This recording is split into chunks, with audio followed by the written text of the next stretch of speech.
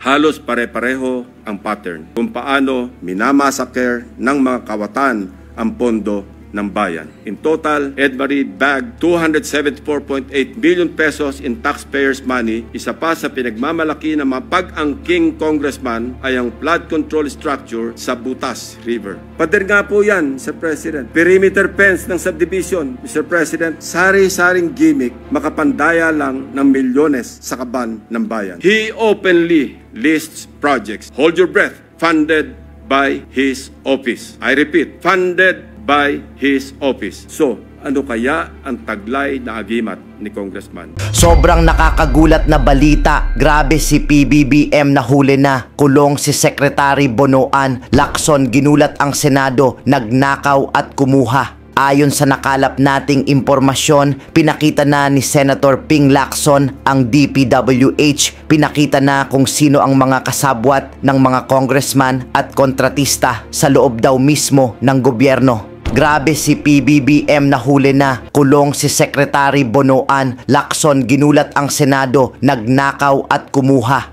Tara, panoorin natin. Mr. President, my distinguished colleagues, I rise on a matter of personal and collective privilege to uncover schemes surrounding a systemic problem in our country, one that submerges our nation not just in floodwaters, but in depths of corruption.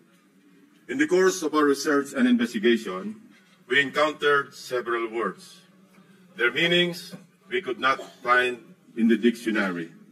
So, we looked somewhere else. Alas, we found them in the corruptionary. We have a saying, a leaky roof today is a ruined home tomorrow.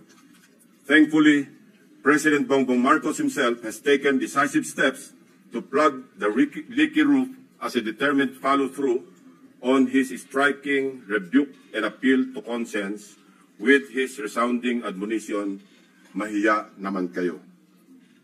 Wasting no time after his stern warning during the last SONA against those who misuse public funds, Malacanang established and launched the Sumbong sa Pangulo website last week. I commend and sincerely thank the President for this open source website. Not only does it open the public a direct line to the President to report anomalous flood control projects in their midst, but in my case, including that of my staff, the website makes our investigative work a lot easier. For one, the coordinates that the website provides showed us a faster way to find shady, even ghost projects. Last week, the President took aim. Today, I am pulling the trigger. Para sa ating mga kababayan, nakatutok ang aking presentasyon sa araw na ito sa mga flood control projects pa lamang. Hindi pa rito kasama ang iba pang mga infrastructure projects na punong-puno rin ng anomalya.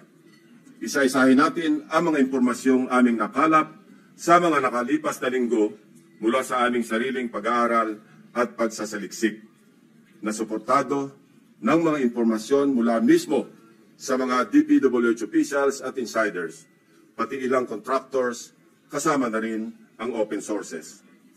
Una, ang kalakaran ng ilang mga kontratista at mga kasabwat nila sa gobyerno na sa paghahati-hatian ng pondo, kasama na rin ang mga termino o codes patungkol sa kanilang modus.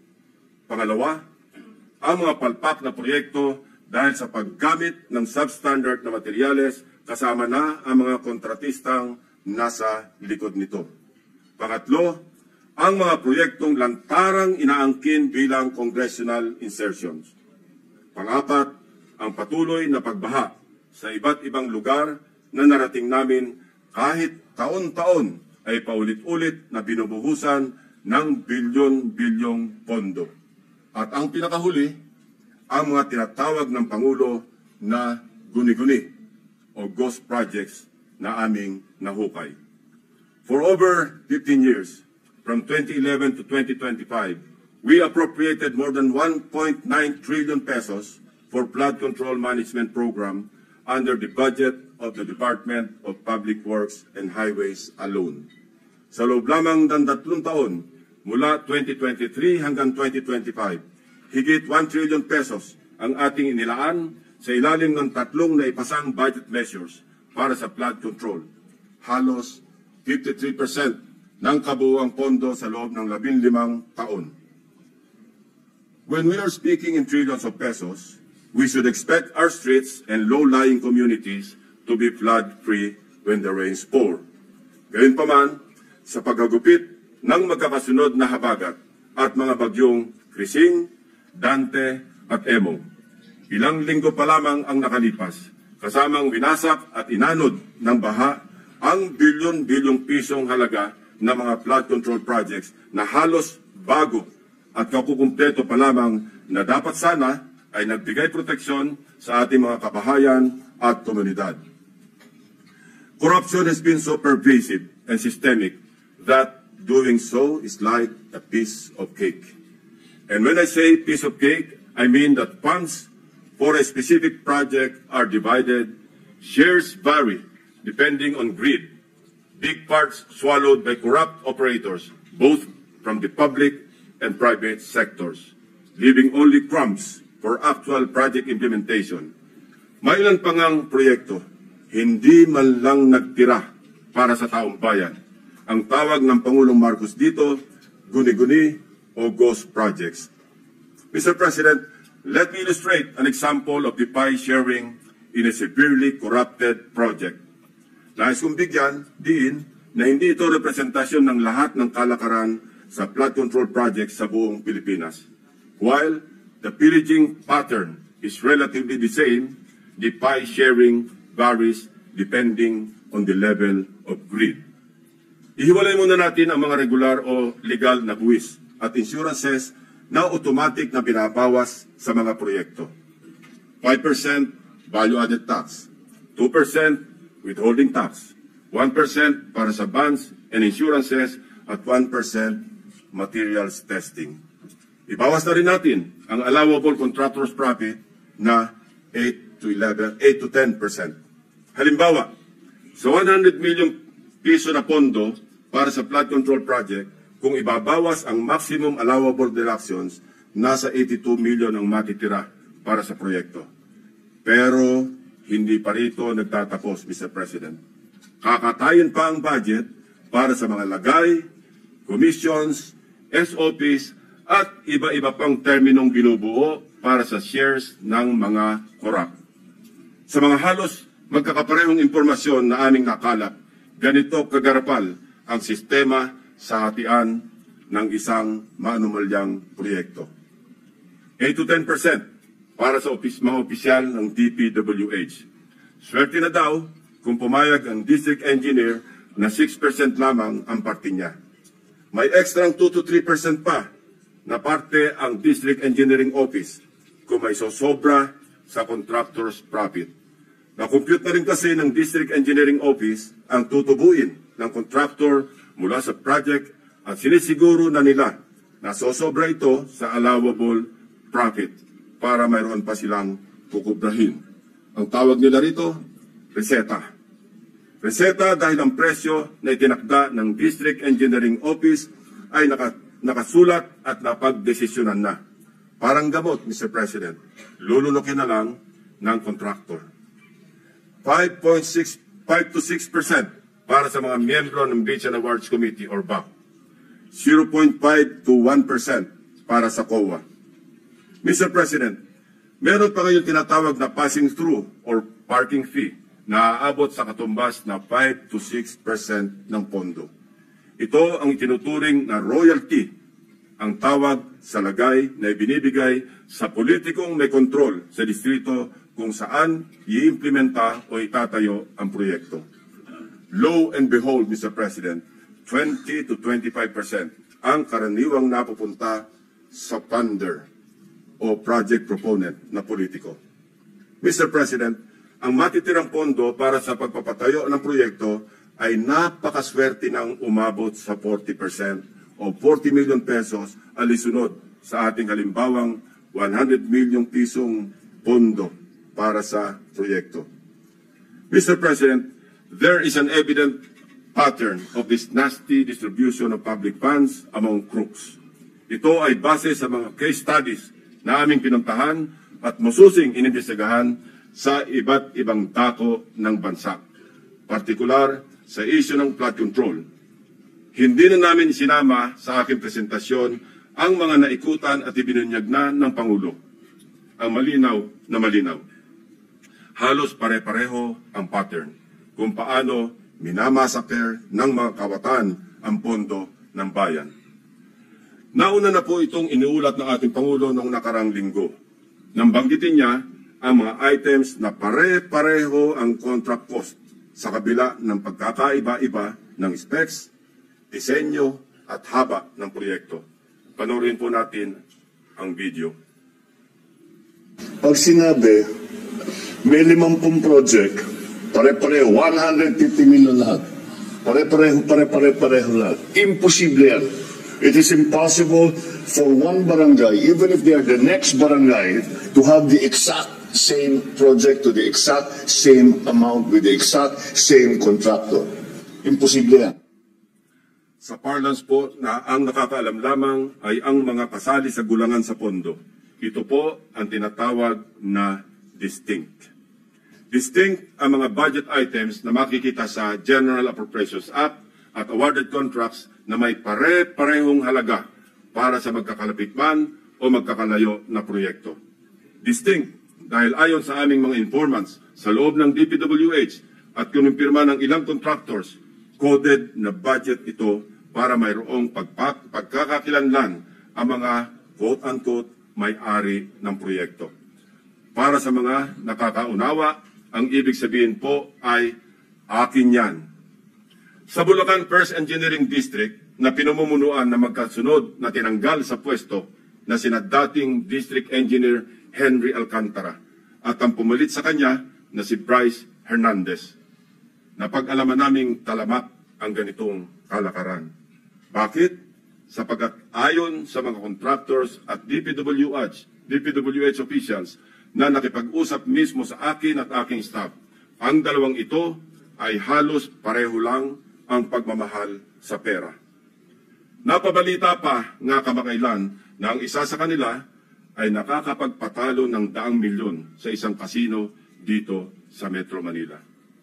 Mr. President, sa District Engineering Office na ito, sa ilalim ng pamumuno ng dalawang nabanggit na opisyal, para sa tuong 2024, 28 proyekto ang pare-pareho ang pondo kahit magkakaiba ang specs, disenyo at haba. Distinct. Babalikan po natin, Mr. President, mamaya ang lalawigan ng Bulacan na aming may tuturing na pinaka-notorious pagdating sa anomalya ng flood control projects base sa aming mga findings. Unahin muna natin ang kaso ng questionabling flood control project sa lalawigan ng Pampanga. 4 years now, the Riverbank Mitigation Project in Candating, Arayat, has been the face of a failed flood control project. Tuwing umuulan, panay ang aray ng mga taga-Arayat sa pag-apo ng ilog na hindi mapigilan ng flood control. Mr. President, binisita ng aking mga staff ang Arayat nitong nakaraang 2 linggo lamang na tinamaan din ng hagupit ni Emong at nagdulot na naman ng pagguho ng ilang bahagi nito. Take note, Mr. President, katatapos lang ng panibagong repair nito noong lang Hunyo ng kasalukuyang taon, 2025. Sa itsura ng structure, tila baga hindi binibigyan pansin ng gobyerno ang Candating. Pero kung babalikan natin 1 taon pa lamang ang nakakaraan o noong Agosto 2024, may gumuho ng flood control matapos mahagupit ng monsoon. Mr. President, a review of the budget books shows that we started funding the construction, rehabilitation of slope protection along Pampanga River, Candating, Arayat, Pampanga, way back in 2018. Let me give a rundown. In 2018, we already spent 20 million pesos on a project for the construction, rehabilitation of slope protection along Pampanga River, Candating section, Arayat. Kalaunan, nasira. Since then, it has become a cycle, Mr. President. We used the people's tax money to repair it in 2023 for a contract price of 91.6 million pesos. It was repaired again by another year's tax money in 2024. This time, not once, but twice, 91.8 million for phase 1 and 91.4 million for phase 2. Take note, 20 million pesos lang ito sa una at original construction. If the original construction cost was only 20 million pesos in 2018, why did the repair cost balloon to 350% or 91 million in 2023 and another 183 million pesos in 2024 or an overall increase of 815%? Aba, at nawili na ang thunder ng Edmari Construction na siyang palaging nananalong contractor sa Kandating, Arayat, Pampanga noong 2023 at 2024. Naglagay pa ulit ng 100 million pesos ngayong taon. Buti na lang, pinigil ng Malacanang ang pag-release ng pondo. Distinct din, but in a very distinct way. As I mentioned earlier, all of these were awarded to the same mighty contractor, Edmari Construction and Trading. In total, Edmari bagged 274.8 million pesos in taxpayers' money for the rehabilitation and repair of Kandating na tila hindi nagsasawa sa kari-repair. Hindi lang po yan ang issue ng Edmari. How can this contractor, with an unusual share of controversies, including being delisted as DHSUD builder in 2023, be trusted to rebuild its own consistently collapsing project, which has evidently come with great cost and loss to the government? Paulit-ulit ang pag-repair, ngunit ganito pa rin ang kalagayan sa Kandating, Arayat. Arayat ko po. Mr. President, magtungo naman tayo sa Hilagang Luzon, partikular sa probinsya ng La Union, kung saan matatagpuan ang Bawang River Basin, na kung saan matindi ang congressional insertions. Sa tulong ng mga concerned groups and individuals, napansin namin ang bilang ng flood control projects na bagamat wala sa National Expenditure Program noong 2024 ay biglang tumubong parang kabute sa General Appropriations Act ng nakaraang taon. Halimbawa, ang construction of flood control structure along Bawang River Basin. 2 items lamang na may tig 50 million pesos ang nakalaan sa bahagi ng Nagilian. Samantalang, ang bayan ng Bawang ay wala pong proyekto sa National Expenditure Program. Abracadabra, sa naipasang 2024 General Appropriations Act, nagkaroon ng 10 items na nahahati mula Package 1 hanggang Package 10 na may tig 98 million pesos ang biglang umusbong para sa Nagilian. Sa kabuuan, ang 10 packages na ito ay umabot sa 967.4 million pesos. Halos 1 bilyong piso kumpara sa 2 tig 50 million labang sa 2024 NEP. Sa Bawang naman, 7 packages ang lumitaw na may magkakaparehong halaga, 89 million pesos each. Sa kabuuan, ito ay nagkakahalaga ng 623 million pesos mula zero budget sa NEP ng 2024. Sa aming masinsing pagkalkal, ay natuklasan naming isang kontraktor ang naawardan ng lahat ng packages na ito, ang Silver Wolves Construction Corporation. Distinct pa rin, distinguished colleagues. Ito ang nabanggit kong pork barrel insertions kanina, Mr. President. Meron pang mas matinding congressional insertions, ipapakita ko sa inyo. Baco at Nauhan, Oriental Mindoro. Aguila congressional insertions. Mr. President, when flood control projects fail to stand against the tides, we are compelled to question the feasibility of the project and the technical capacity of the contractor. But what if an elected congressman or a political group claims ownership of the project? Is it not both proper and necessary to scrutinize their motivations and examine the extent of their involvement, and perhaps to hold them responsible? This explains the logic why I am insisting to make transparent the identities of the proponents of the insertions, from the House GAB, Senate version, and all the way to the BICAM. If they claim something as theirs, should they not also be accountable for its failures? Mr. President, I raise the question because of the evident congressional banners we observe alongside many projects in Nauhan and Baco, both in Oriental Mindoro. Bilang halimbawa, in Barangay Burbuli, Baco, Oriental Mindoro, one banner reads, Congressional Project, Construction of Flood Control Structure along Barangay Burbuli, Alag River, Baco, Oriental Mindoro, Aguila, Aksyon, Gobyerno at Inisyatibo sa Larangang Legislatura. This project, awarded to Silver Wolves Construction Corporation again, is worth 95 million pesos. It is an ongoing project to be completed in December 2025.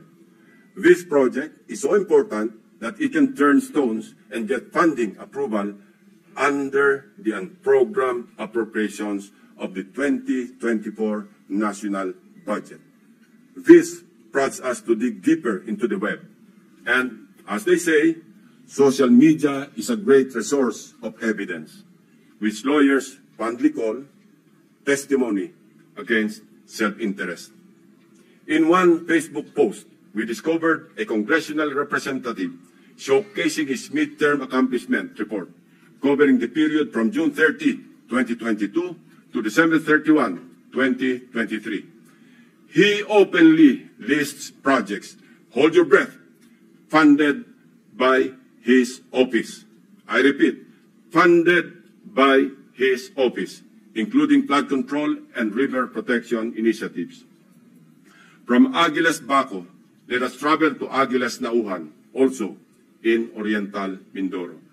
Mr. President, Nauhan is among the beneficiaries of 3.6 billion pesos worth of projects, while Baco proudly lists 807 million, all of which is attributed to and owned up by the office of the congressman. Hindi lamang po ito ang maswerteng napondohan. Isa pa sa pinagmamalaki ng mga pag-angking congressman ay ang flood control structure sa Butas River, upstream, Barangay San Jose, Nauhan, Oriental, Mindoro. We took time to visit the project, Mr. President, which he referred to as a national project through congressional allocation. The project was awarded to Raymond Builders for 231 million pesos. At hinugot pa rin ito sa unprogrammed funds. Dalawang projects na po ito ng Aguila na natuklasan naming mula sa unprogrammed funds, isa sa Barangay Burbuli at isa sa Barangay San Jose. Sa tagal ko na rin pong nagbubusisi ng pambasang budget, ang pagkakaalam ko po, masalimuot ang proseso ng paggamit ng unprogrammed appropriations under the Special Purpose Fund para mag-augment sa ilang items under the regular budget. Hindi po madaling ma-access ito. Dapat, A, may excess revenue collections, or B, new revenue collections, or C, those arising from new tax or non-tax sources, or D, approved loans para sa foreign assisted projects. Mahaba din ang requirements dito, Mr. President. So, ano kaya ang taglay na agimat ni Congressman? What gives, Mr. President? Kung saan may multimillion projects, dumadapo ang Aguila. Pero lubog pa rin sa baha ang nadadapuan ng Aguila. Isa lamang po ito sa napakaraming banners at social media posts ng congressional insertions ng mga politiko na naglipana sa iba't ibang bahagi ng bansa. Mr. President, ituloy na po natin ang diskusyon tungkol sa aming mga obserbasyon sa lalawigan ng Oriental Mindoro. Without taking anything away from the good but suffering people of this province on the legitimacy of their needs due to its high flood susceptibility, I want to speak of the billions of appropriations for flood control projects poured into this province in Luzon's eastern flank. Mr. President, when someone gets the largest share of the pie, we naturally ask why, especially if such a price comes from the taxpayer's tab. In Oriental Mindoro, for example, we wonder why among its 14 municipalities, one town tops the bill. Sa pagsalo ng buhos ng pondo, nauna ang Nauhan. Nauhan, Oriental Mindoro received a sweeping 55% of the province's 2025 flood control budget. Katumbas ito ng 10 bilyong piso para sa flood control projects ng bayan ng Nauhan pa lamang. Fair enough, given the coastal topography of the municipality, which includes its lowland plains and extensive river systems such as Mag-asawang Tubig, Nauhan, and its people badly need flood control interventions. However, the magnitude of its budget allocation in the last 3 years alone, amounting to approximately 19 billion pesos and nearly doubling each year, raises concerns regarding Nauhan's curious case. Even before the provincial governor of Oriental Mindoro blew the whistle, so to speak, on what he alleged as anomalous flood control projects, we had already dug deep in our study, literally sifting through years after years of appropriations for these projects. True to form and with due diligence, I immediately dispatched my staff to Oriental Mindoro to verify the data we gathered about Nauhan and to validate the governor's claims. Mindful of political bumps we may encounter, my directives are clear. We must see no political color and remain impartial in our findings. My staff traversed Oriental Mindoro across 10 barangays to randomly check flood control projects based on the list of awarded contracts from 2023 to 2025 that we obtained from the DPWH website. The field validation came in the aftermath of the widespread flooding in the province of Oriental Mindoro during the Habagat. Una sa aming listahan ang Barangay Mulawin. Sa 70 barangay ng Nauhan, Oriental Mindoro, ang Barangay Mulawin ay nakakuha naman ng 1.9 billion pesos. Sino kaya ang makapangyarihang funder sa Barangay Mulawin? We scoured the budget books from the National Expenditure Program, the House GAB, Senate version, and GAA, as well as the DPWH awarded contracts in Barangay Mulawin. Of the 1.9 billion pesos fund for 8 flood control projects, only 810 million pesos for 3 projects was included in the President's budget or NEP.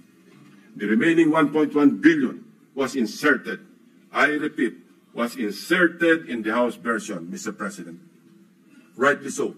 Most of these congressional insertions were tagged for issuance of SARO or withheld by Malacanang, save for the curious case of 2 projects worth about 300 million pesos already awarded and ongoing construction with target completion in December 2025. Mr. President, sa buhos ng budget sa barangay na ito, inaasahan natin na may proteksyon na ang mga residente ng Mulawin mula sa baha dulot ng bagyo. Sa kasamaang palad, habagat pa lang at hindi pa man naitalang bagyo ang tumama sa probinsya. Gumuhuna ang ilang parte ng mga diking pinaggastusan ng 100 milyong piso. Inagos na rin ng tubig, baha, ang bilyong pisong danyos ng nasirang flood control.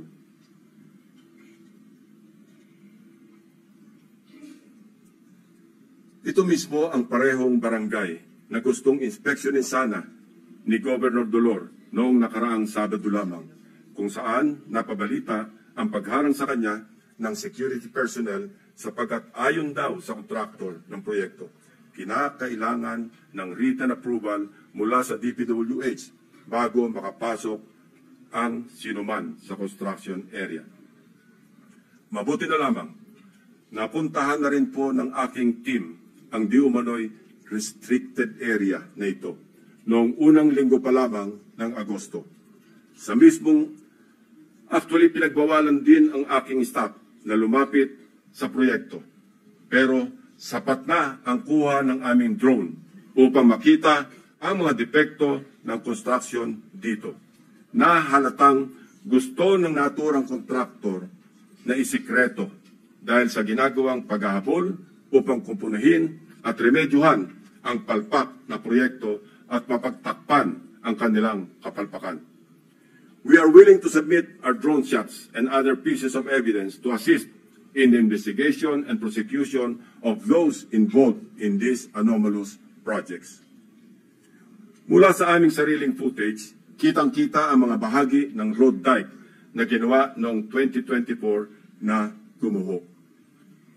Ang nakikita niyong flood control project ay nakakahalaga ng 204.8 million pesos na base sa official record ng DPWH ay completed project na nito lamang Pebrero 2025. Halos 3 buwan pa lamang ang lumipas, Mr. President. Gayunpaman, kabago-bagong proyekto, gumuho na agad ang dike dahil sa nakaraang bagyong Krising, Dante at Emo. Kasama ang lagpas 200 milyong pondo na inalaan dito. Sa kahabaan pa rin ng Bukayaw River, natagpuan naman namin ang isa sa mga congressional insertion na nagkakahalaga ng 137 million at inaasahang matatapos ngayong Disyembre. Kasabay ng hagupit ng habagat, inanod na rin ang malaking bahagi ng binubuong dike. We heard grim stories about why these structures fall easily.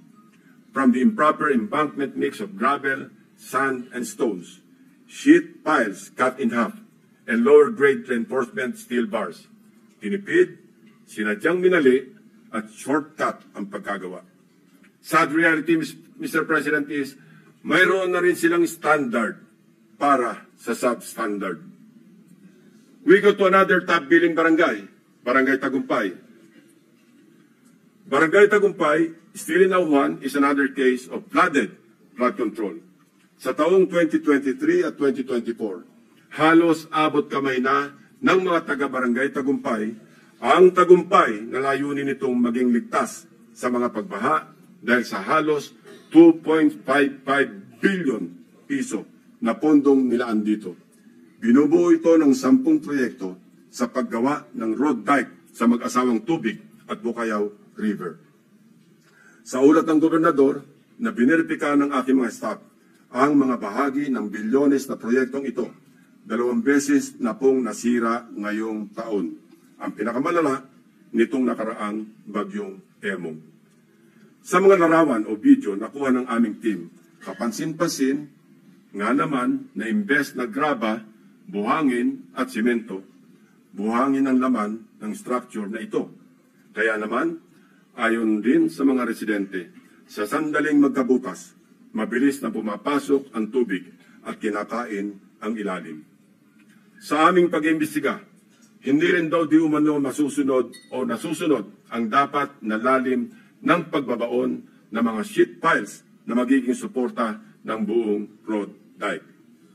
Isa pa sa nakita namin, ang Barangay Inarawan na dumanas rin ng pagguho ng bahagi ng river dike.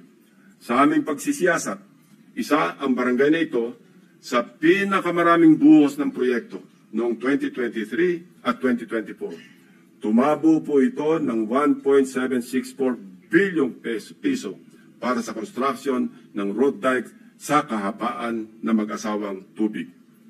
Sa lahat ng proyektong nilaan sa Barangay Inarawan, tanging ang SunWest Incorporated ang nakakopo ng mga proyekto. Ito ang kontraktor na una na nating narinig sa ulat ng Pangulo bilang pang-8 sa mga kontratistang nakakuha ng pinakamarami at pinakamalaking kontrata sa flood control. Mr. President, sinuyod din namin ang ilang pang-barangay na binuhusan ng pondo, ngunit hindi pa rin nakaligtas sa daluyong ng pagbaha dahil sa karamihan ay substandard, gumuho at hindi napanindigan ang pagiging flood control structure. Ilan sa mga ito ang mga sumusunod na ipapakita natin. Sa barangay Pinagsabangan 2, higit 228 milyong piso ang pondong nilaan, pero ang reklamo ng mga residente, putol-putol ang pagkagawa ng river control. Malaking bahagi rin ito ang bumuho ng nagdaang habagat. Sa barangay Melgar, nirereklamo ng mga residente ang mababaw na pagkakabaon ng mga bakal sa ginagawang dike. Sa taong ito, 3 coastal road shore protection ang itinatayo na ang suma total ay papalo sa halos 693 milyong piso. Sa barangay Arangin, mayroon ding ongoing projects na nagkakahalaga ng 109 million. Ngunit hindi pa man tapos, ay nasira na ulit dahil sa habagat. Mr. President, for 3 years, 19 billion na pondo ang ibinuhos para sa flood control sa Nauhan. Umaapaw ang pondo pero lubog pa rin sa baha ang mga nauhenyo. Ano nangyari, Mr. President? Kaninong mga bulsa inanod ang buwis ng taong bayan? Kung sa Oriental Mindoro gumuguho ang mga proyekto, mamaya po, Mr. President, ipapakita namin ang mga lugar naman na walang makikitang gumuguho. Hindi dahil sa matitibay ang paggagawa, kundi dahil hindi talaga maaaring gumuho ang guni-guni o ghost projects. Mr. President, sa Kalapit Barangay, sa Barangay Apitong, isa sa mga proyektong matyagang hinanap ng aking team ay ang construction of road dike along Mag-asawang Tubig River, Sitio Dique, Barangay Apitong, Section, Nauhan, Oriental, Mindoro, na na-award sa Elite General Contractor and Development Corporation. Ang halaga ng kontrata, 192.99 million pesos. Ayon sa dokumentong ito, mula sa DPWH website, completed na po ito. Ngunit, nang puntahan ng aking team, wala po silang nakitang proyekto sa Sitio Dique. Ayon din po sa pahayag ng mga residente, wala pong flood control na ginawa noong nakaraang taon sa kanilang sitio. Ang alam lang nila, mayroong gagawin pa lamang ngayong 2025. Nasaan ang halos 193 million na pondo sa Sitio Dique noong 2024? Eksaktong lokasyon na aming pinuntahan sapagkat consistent ito sa coordinates na nakalathala sa DPWH at sa sumbong sa Pangulo website. Guni-guni o guni-guni? Mr. President, distinguished colleagues, tuloy-tuloy na po tayo sa usapang guni-guni sa mga proyekto sa lalawigan ng Bulacan. Nasabi ko nga kanina ay ang pinaka-notorious sa aming mga case studies na sa ulat na rin ng mga taga DPWH officials at insiders at ilang contractors ay minumulto ng mahigit kumulang 30 guni-guning proyekto. Una sa aming pinuntahan, ang siyudad ng Malolos, kung saan kitang-kita ang labis na pagbaha sa kabila ng una ng napaulat na buhos ng pondo sa probinsya. Isa sa aming binisitang proyekto ng aking team sa Barangay Calero ay ang construction of riverbank protection na may kontratang nakakahalaga ng 77 million pesos. Ang kontraktor nito, base sa record, ay Wawaw Builders at tag as completed as of October 2024. Gamit ang coordinates sa sumbong sa Pangulo website, madali naming natunton ang lokasyon ng proyekto. Inabutan po namin ang flood control structure na ayon sa mga residente ay sinimulang gawin ngayong taon, 2025 lamang. Ibig sabihin po, ang pondo nito ay nasa taong 2025, hindi 2024. Sigurado kami sapagkat iba ang contract ID nito base sa DPWH billboard na inyong nakikita sa screen. Kinumpirma din po ng mga residente na walang flood control project na ginawa sa lugar noong 2024. Ang malaking tanong, ano ang riverbank protection structure na pinonduhan at sinasabing completed dito? Ito po bang nakikita nating puting pader sa screen? Pader nga po yan, Mr. President. Perimeter fence ng subdivision. Mr. President, sari-saring gimmick makapandaya lang ng milyones sa kaban ng bayan. Magtungo tayo sa susunod na barangay, Mr. President. Lula ng bangka, binagtas ng aking mga staff ang barangay Babatnin upang hanapin ang riverbank protective structure na pinondohan noong 2024. Ito ay nagkakahalaga ng 77 million pesos ulit na nakuha naman ng Darcy and Ana Builders. Mayroong flood control project na kumpirmado rin sa mga online videos na nahanap namin. Ang siste, hindi po ito ginawa noong 2024. 2018 pa po, Mr. President. Pinondohan din ito noong 2021, 2023, at 2024. Ayon sa mga residente, ang huling pagsasaayos dito ay nangyari noong 2023 na substandard din ang pagkakagawa. So, kanino napunta ang inilagak na pondo sa ilalim ng 2024 National Budget para sa proyekto na ito? Paulit-ulit ang pagpupondo kahit gawa na. Bagong style ito, Mr. President. Ilan pa kayang flood control projects ang ganito? Ang contractor nito na Darcy and Ana Builders. Nagmimistulang multo rin. Bakit kanyo? Base sa mga dokumento ng kumpanyang ito. Ito ay isang negosyo na rehistrado sa ilalim ng sole proprietorship at may address sa Cardona, Rizal. Sa pamamagitan ng simpleng pag-search sa Google Map, ay madaling makita ang gusali kung nasaan ang nasabing negosyo. Subalit, nang puntahan ng aking team ang address, ang kanilang inabutan ay gym at e-payment store sa halip na construction company. Wala na rin ang signage ng Darcy and Ana Builders sa dating nakakabit sa building. Maya-maya, ipapakita pa namin ang mga natuklasan naming proyekto na gawa o dapat ginawa ng nawawalang Darcy and Ana Builders. Sinuyod din po natin ang ilang barangay sa Hagonoy, Bulacan, na hanggang ngayon ay lubog pa rin sa tubig baha, Mr. President. Gamit ulit ang sumbong sa Pangulo website, hinugot namin ang exact grade coordinates ng proyektong aming nakita para tiyakin na sakto ang lokasyon kung saan tayo napadpad. Mr. President, the first subject project was in Barangay Carillo, Hagonoy, Bulacan. Supposedly completed on April 19, 2024. It was awarded to Darcy and Ana Builders and Trading for a sweeping price tag of 77.199 million pesos na naman. Mr. President, gusto po ba ninyo makita ang itsura ng isang 77.199 million pesos worth na riverbank protection structure? Tingnan po natin. Nasaan na nga ba?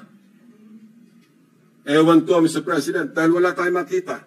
Kahit ano pang suyod ang gawin namin, hindi namin makita o mahagilap ang flood control project ng Darcy and Ana Builders. Hello, Darcy. Ang Ana and Ana, nasaan ng flood control? Tumawid naman tayo sa Barangay Abulalas, sa bayan pa rin ng Hagonoy. Silipin natin ang Tatak Darcy and Ana Builders Flood Control Project.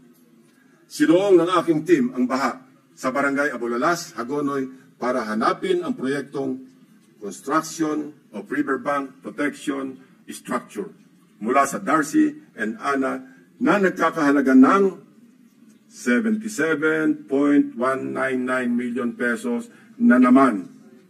Ito po ang tumambad sa amin, Mr. President. Nakikita niyo po ba ang pagkakatayo ng flood control structure?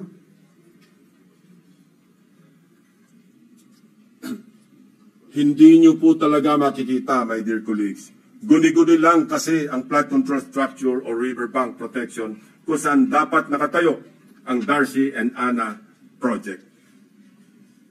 Iba rin ang kaso sa Barangay Iba.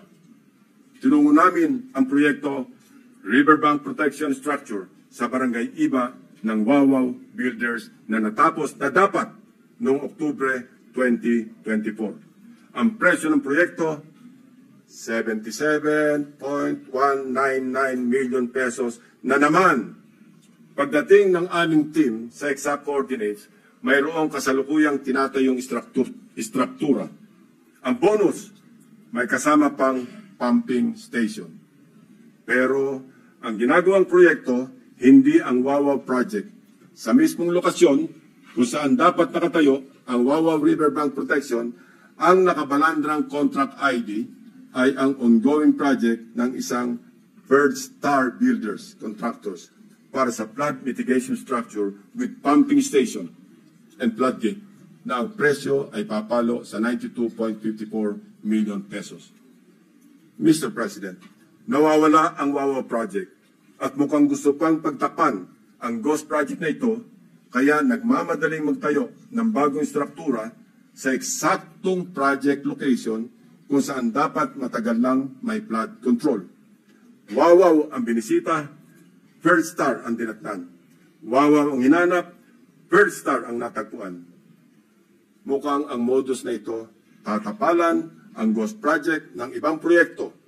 At ang masama, na walang parang bula ang milyong-milyong gastos mula na naman sa taong bayan.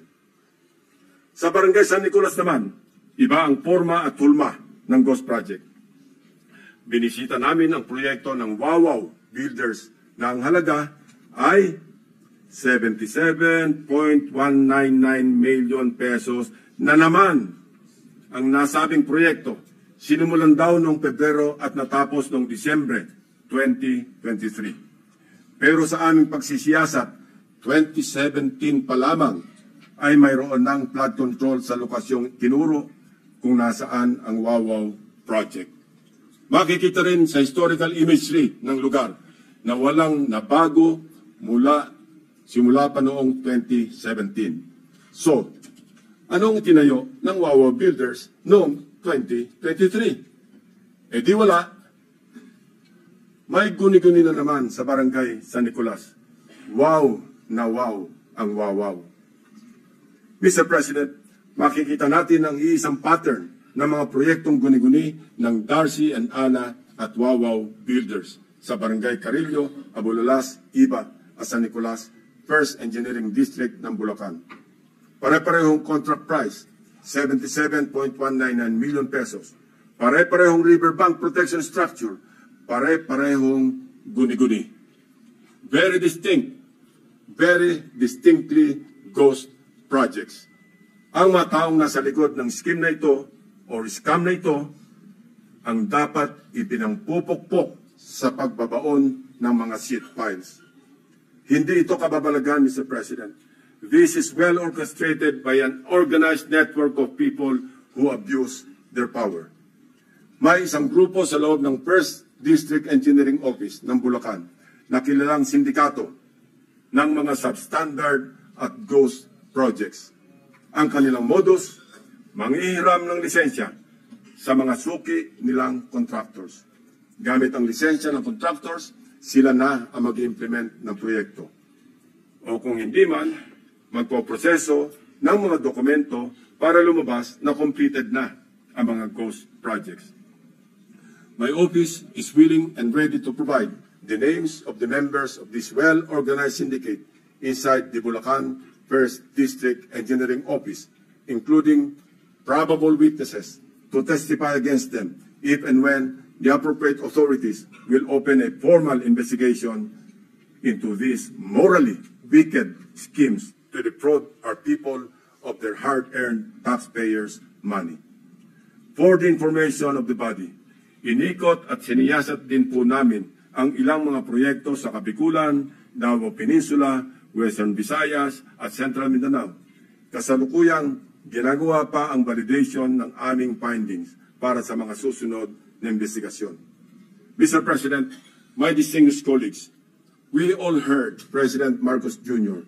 in his rare, exasperated, confrontational tone during his fourth SONA last July 28. Pinalakpakan natin siya ng malakas nang sabihin niya sa ating harap-harapan sa plenaryo ng Batasang Pambansa, mahiya naman kayo.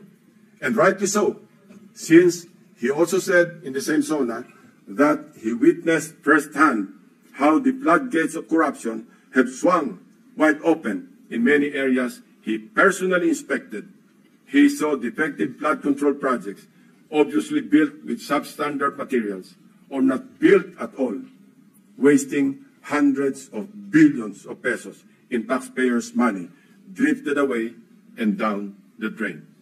And all this, Mr. President, went straight to the pockets of the insatiably greedy, so vile, so greedy, and corruptly core politicians, DPWH officials, and contractors, conniving among themselves and mindful of the lives lost and the properties destroyed, all for their lust for money. This humble representation just confirmed with sordid details what President Marcos announced in the launching of the Sumbong sa Pangulo website, which greatly helped us in tracking and monitoring the status of the non-existing but fully paid flood control projects. Mr. President, distinguished colleagues, we can do our part in leading the way under your leadership and the cooperation that each and every one of us in this august hall to set the example in good governance. We can start with an honest-to-goodness and fully transparent deliberation of the 2026 National Budget Measure that will truly represent the hopes and aspirations of our people for a better Philippines. Sa isang taon, huwag naman sana nating marinig na mapagsabihan tayo na mga walang hiya kayo. Sa haba at lawak ng aming pagsisiyasat, may mga gustong magsalita at tumulong. District engineers na napipilitang ipa-implement ang mga binagsak na project sa kanilang distrito na hindi naman sila ang nagplano kaya hindi naisama sa National Expenditure Program. Subalit, dahil nagmula sa mga insertions ng mga tinaguriang funders sa Kongreso, mga contractors na kapit sa patalim dahil sa bulok na sistema ng talamak na lagayan, tali ang mga kamay dahil sa kanilang pakikisama na kasalalay ang kanilang hanap buhay. At higit sa lahat, mga taong bayan na nais ipaabot ang kanilang hinaing. Madami din sa mga nakausap namin ang handang pangalanan ang mga tiwaling opisyal ng gobyerno na tunay na nasa likod ng mga milagro sa flood control. Ang halos nagkakaisang tanong nila na mahirap kong saguting mag-isa. Sagot ba ninyo ang kaligtasan namin at sigurado bang tuloy-tuloy ang laban hanggang sa dulo o habang mainit lamang ang issue na ito? When few good officials or regretful men are willing to speak truth to power, they must be heard. They must be seen. They must be protected. The depth of corruption has become so overwhelming that it drowns us in our sad reality. More than flood control, what the Filipino people badly need to see is grid control. Thank you, Mr. President. Ngayon, ikaw, bilang Pilipino, ano ang masasabi mo at reaksyon sa balitang ito? Mag-iwan ka ng komento sa ibaba at atin pong babasahin isa-isa.